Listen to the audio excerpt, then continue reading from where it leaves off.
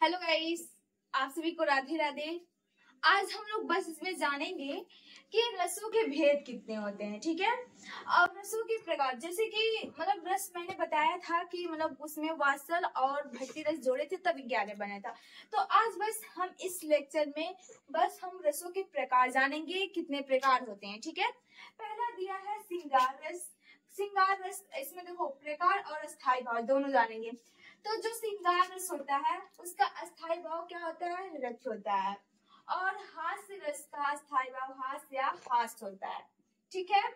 और रौद्र का अस्थायी भाव क्रोध होता है। और करुण का अस्थायी भाव शोक होता है।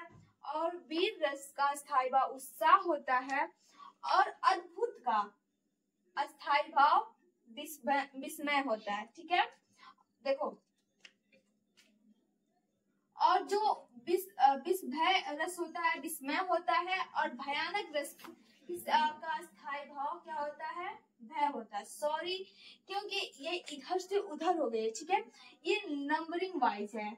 इसका क्रोध का शोक, वीर का उत्साह, अद्भुत का विस्मय और भय का होता है घृणा, क्या या निंदा।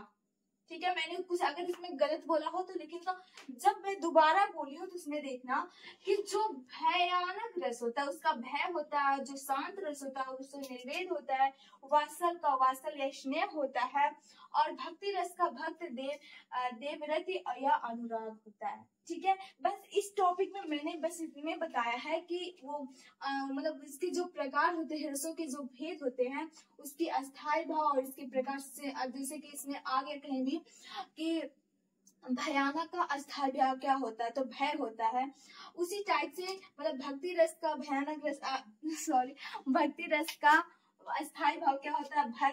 भक्त देवरति या अनुराग होता है। इस टाइप से अगर कोई में मतलब एग्जाम में एग्जाम्पल आ गया, टिपिकल दे दिया देने के लिए कि हास्य रस का स्थायी भाव क्या होता है? हास्य या हास्य होता है।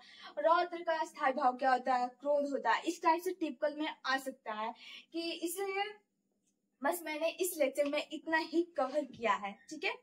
तब तक के लिए बाय बाय। अब मिलते हैं अगली वीडियो में।